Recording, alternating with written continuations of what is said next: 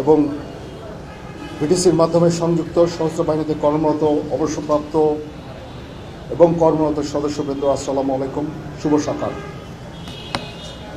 আপনারা জানেন যে বাংলাদেশ সশস্ত্র বাহিনী বোর্ড সশস্ত্র বাহিনীতে কর্মরত এবং অবসরপ্রাপ্ত সেনা সদস্য এবং তাদের পরিবারবর্গের কল্যাণার্থে প্রতিনিয়ত কাজ করে যাচ্ছে। এটা একটা আন্তঃবাহিনী প্রতিষ্ঠান। এই প্রতিষ্ঠানের মাধ্যমে আমরা ইতিপূর্বে 20টা জেলা থেকে 64টা জেলার কার্যক্রম পরিচালনা করে আসছিলাম, বিশেষ করে হেলথ কেয়ার যেটা।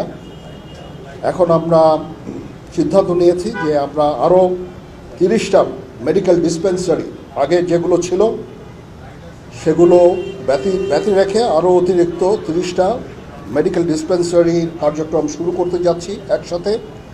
এতে করে আমরা 61টা জেলায় মোট অবসরপ্রাপ্ত 1,55,264 জন সশস্ত্র বাহিনীর সদস্য ও তাদের পরিবারবর্গের মধ্যে 4,65,792 জনকে চিকিৎসা সেবা প্রদান করা সম্ভব হবে।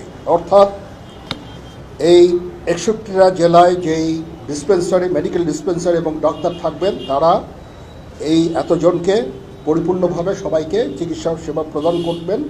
তাদের মোট সদস্য সংখ্যা হচ্ছে 4,65,792 জন।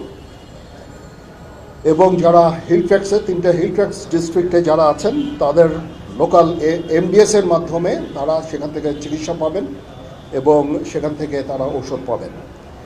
রিটায়ার্ডদের জন্য আরও অনেক পদক্ষেপ আমরা গ্রহণ করছি। আমরা পেরিফেরিয়াল যে সমস্ত কম্বাইন্ড মিলিটারি হসপিটাল আছে সেগুলোকে আমরা তাদের ক্যাপাসিটি বৃদ্ধি করছি, সেখানে তারা চিকিৎসা নিতে পারবেন। এবং আমরা আমাদের সেনাবাহিনীর প্রাইভেট মেডিকেল হসপিটাল আমরা করছি, সেখানেও তারা এই চিকিৎসা নিতে পারবেন। এর মাধ্যমে আমরা সার্ভিং এবং রিটায়ার্ড সবার জন্যই চিকিৎসা সেবার মান অত্যন্ত বৃদ্ধি করতে পারবো বলে আমি মনে করি। তাছাড়াও আমরা রেশন মানি অলরেডি সরকার বৃদ্ধি করেছে। আগে যেখানে 475 টাকা করেছিল, সেখানে 1000 টাকা করে করা হয়েছে প্রতি জনের জন্য। তো এভাবে আমরা যারা অবসরপ্রাপ্ত আছেন এবং সার্ভিং সবার জন্যই আমরা বিভিন্ন কল্যাণমূলক কাজ আমরা করে যাচ্ছি এবং কল্যাণমূলক কাজ আরও এগিয়ে যাবে। তো আজকে আমি মনে করি এটা আমাদের জন্য একটা অত্যন্ত সুখকর একটা দিন। আমরা এই ডিসপেন্সারিগুলোর কার্যক্রম, অতিরিক্ত ডিসপেন্সারিগুলোর কার্যক্রম শুরু করব একসাথে। এতে করে 61টা জেলা কভার করা হবে এবং বাকি 3টা জেলা, আমি যেটা বলেছি, এমডিএস থেকে তারা চিকিৎসা সেবা পাবেন।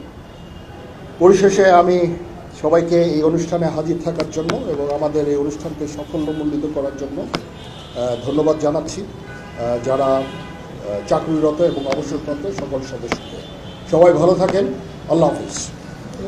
আমি এখন সম্মানিত সেনাবাহিনী প্রধানকে